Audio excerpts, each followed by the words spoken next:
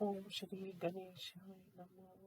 श्री शिव महापुराणे द्वितीयायां शतरुद्र संहितायां अथेकोनविंशो अध्याय। हिंदी अनुवाद। नंदीश्वर ने कहा, हे मुनिवर, अब प्रेम से शिव जी का एक चरित्र और सुनो। जिस प्रकार धर्म की रक्षा के लिए शिव जी ने दुर्वासा का रूप धारण किया। अत्यंत तपस्वी ब्रह्मवेता अनुसुईया के पति विद्वान ब्रह्मा की आज्ञा का पालन करने वाले ब्रह्मा के पुत्र महर्षि अत्रि थे। ब्रह्मा ने के निर्देश से पुत्र प्राप्ति के लिए वे अपनी स्त्री के साथ तपस्या करने के लिए त्र्यक्षकुल नामक पर्वत पर गए और उन्होंने निर्विंध्या नदी के तट पर विधि पूर्वक प्राणायाम विधि से प्राण वायु को रोककर निश्चिंत हो 100 वर्ष तक महान तप किया। जो कोई एकमात्र ईश्वर अविकारी महाप्रभु है, मुझे उत्तम पुत्र देंगे, ऐसा उन्होंने मन में निश्चय कर लिया। उनके तप करते हुए बहुत समय बीत गया। एक दिन सहसा उनके शरीर से बहुत बड़ी आग की ज्वाला प्रकट हुई। हे मुनि, उस अग्नि ज्वाला से सभी लोग, इंद्र आदि देवता, मुनि जन पीड़ित हो गए। उसके बाद सभी इंद्र आदि देवता मुनि अग्नि ज्वाला से पीड़ित होकर ब्रह्मा जी के निवास स्थान को गए। हे तात, देवताओं ने ब्रह्मा जी को प्रणाम कर उनकी स्तुति की, फिर अपना दुख सुनाया। तब ब्रह्मा जी के साथ वे सभी देवता शीघ्र ही विष्णु लोक को गए। हे मुनि, वहां जाकर देवताओं के साथ ब्रह्मा जी ने विष्णु को जी को नमस्कार किया, फिर उनकी स्तुति कर अपना कष्ट सुनाया। विष्णु भी ब्रह्मा तथा देवताओं के साथ शीघ्र ही शिव जी के निवास पर गए। वहां पहुंचकर शिव जी को प्रणाम कर उनकी स्तुति की। बहुत स्तुति करने के बाद विष्णु ने अपना दुख इस प्रकार सुनाया कि ये शिव जी, अत्रि की तपस्या से भयानक अग्नि ज्वाला उत्पन्न हुई है। हे मुनि, उसके बाद वहां उपस्थित ब्रह्मा विष्णु महेश्वर संसार के हित के लिए आपस में मंत्रणा करने लगे। तब ब्रह्मा आदि तीनों वर देने में श्रेष्ठ देव अत्रि को वर देने के लिए अत्रि की तपोभूमि पर गए।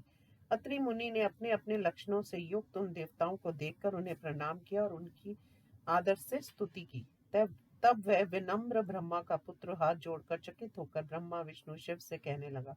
अत्रि ने कहा, हे ब्रह्मा विष्णु शिव, आप तीनों लोगों के पूज्य हैं, प्रभु हैं, सृष्टि रक्षा तथा संहार करता है। मैंने पुत्र प्राप्ति के लिए अपनी स्त्री के साथ एक ही ईश्वर का ध्यान किया था, जो संसार में इस नाम से प्रसिद्ध है। वर देने वालों में श्रेष्ठ आप तीनों कैसे आ गए? मेरे इस संदेह को दूर कर मुझे इच्छित वर दीजिए। इस प्रकार अत्रि की बात को सुनकर वे तीनों देवता कहने लगे, हे मुनिवर, जैसा तुमने संकल्प किया है वैसा ही होगा। हम तीनों ब्रह्मा विष्णु शिव समान कर वर देने वाले हैं। हम तीनों एक अंश से उत्पन्न तुम्हारे 3 पुत्र होंगे। वे तीनों लोक प्रसिद्ध तथा माता पिता के सुयश को बढ़ाने वाले होंगे।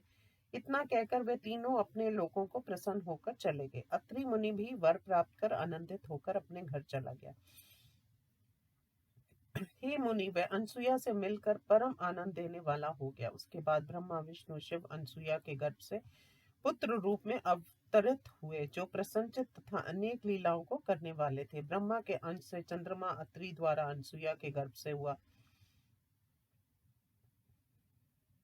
किंतु देवों द्वारा समुद्र में डाल देने पर बाद में वह समुद्र से उत्पन्न हुआ। उस स्त्री से विष्णु के अंश से अत्रि पुत्र दत्त उत्पन्न हुए। हे मुनि, उन्होंने उत्तम संन्यास पद्धति पर प्रचार किया। हे मुनिवर, शिव जी के अंश से धर्म प्रवर्तक मुनि श्रेष्ठ दुर्वासा का जन्म अनुसुया से हुआ। ब्रह्मा तेज को बढ़ाने वाले शिव जी दुर्वासा के रूप में प्रकट होकर उन्होंने अनेक लोगों की धर्म परीक्षा ली। हे मुनिवर, सूर्यवंश में उत्पन्न जो अम्बरीश नामक राजा था, उसकी धर्म परीक्षा दुर्वासा ने ली। उस कथानक को तुम सुनो। वह अम्बरीश राजा 7 दीपों से घिरी हुई पृथ्वी का राजा था। वह दृढ़ता पूर्वक एकादशी का व्रत करता था। एकादशी का व्रत करके द्वादशी को पारना करूंगा, ऐसा उस राजा ने दृढ़ संकल्प किया था। उसके इस नियम को जानकर शिवजी के अंश से उत्पन्न मुनि श्रेष्ठ दुर्वासा अनेक शिष्यों के साथ उसके घर गए। उस राजा ने पारना के समय थोड़ी देर तक द्वादशी है जानकर जैसे ही भोजन करने की तैयारी की, तभी दुर्वासा मुनि आ गए। राजा ने उन्हें निमंत्रण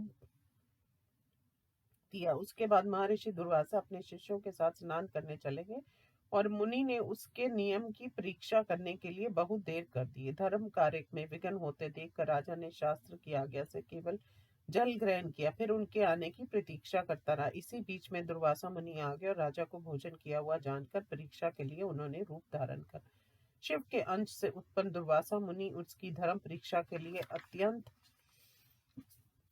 कुपित हुए और उससे कठोर वचन कहने लगे। दुर्वासा ने कहा, अरे नीच राजा, निमंत्रण देकर बिना मुझे भोजन कराए तूने पानी पी लिया। मैं तुझे इसका फल दिखाता हूँ। मैं दुष्टों को दंड देने वाला हूँ।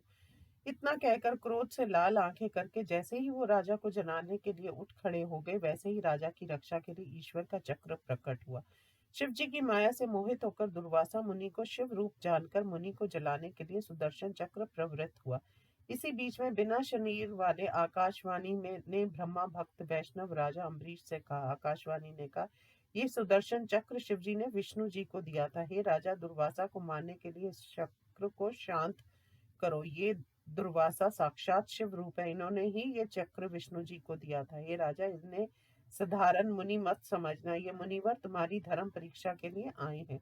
शीघ्र इनकी शरण में जाओ, नहीं तो प्रलय हो जाएगा। नंदीश्वर ने कहा, हे मुनिवर, इतना कहकर आकाशवाणी शांत हो गई और राजा अम्बरीश ने शिव जी के अंश से उत्पन्न मुनि की आदर से स्तुति की। अम्बरीश ने कहा, यदि मुझे वर दिया है या मैंने अपने धर्म को विधिवत किया है, यदि हमारा कुल ब्राह्मण तथा देव भक्त है, तो विष्णु का ये अस्त्र शांत हो जाए। यदि भक्त वत्सल भगवान मुझ पर प्रसन्न है, तो विशेष रूप से ये सुदर्शन अस्त्र शांत हो जाए। नंदीश्वर ने कहा, उस बुद्धिमान अम्बरीश द्वारा इस प्रकार शिव जी के आगे स्तुति करने पर शिव संबंधी सुदर्शन चक्र दुर्वासा मुनि को शिव जी का अंश जानकर पूर्ण रूप से शांत हो गया। फिर राजा अम्बरीश ने अपनी धर्म परीक्षा के लिए आए हुए उन मुनिवर को शिव रूप जानकर प्रणाम किया। शिवांश से उत्पन्न वे मुनि उस पर प्रसन्न हुए और भोजन करके अपने आश्रम को चले गए। अम्बरीश की परीक्षा में दुर्वासा का चरित्र कह दिया। अब हे मुनिवर, उनके अन्य चरित्र को सुनो। हे मुनि, फिर मुनि रूपी शिव जी ने दशरथ पुत्र राम के उस नियम की परीक्षा ली जो उन्होंने काल के साथ की थी। उसी बीच में मुनि दुर्वासा ने अपने हट से लक्ष्मण को भीतर भेजा। हे मुनि, श्री राम ने अपनी प्रतिज्ञा के अनुसार अपने भाई लक्ष्मण को त्याग दिया। ये कथा ऋषि मुनि द्वारा लोक में प्रसिद्ध है, इसलिए मैंने इसे विस्तार से नहीं कहा। उन्होंने अपने नियम में दृढ़ हो देखकर मुनि दुर्वासा प्रसन्न हुए और उन्होंने श्री राम को वर दिया। फिर उन्होंने द्वापर युग में श्री कृष्ण के नियमों की परीक्षा ली है। मुनिवर, उस कथा को मैं कहता हूँ तो मुझसे सुनो। ब्रह्मा जी की प्रार्थना से भगवान विष्णु पृथ्वी का भार उतारने के लिए और सज्जनों की रक्षा के लिए वसुदेव के पुत्र श्री कृष्ण नाम से प्रसिद्ध हुए। उन्होंने ब्रह्मा द्रोह करने वाले दुष्टों, पापियों, खलों का वध करके साधुओं तथा ब्राह्मणों की रक्षा की। उस वसुदेव पुत्र श्री कृष्ण ने ब्राह्मणों की सेवा की।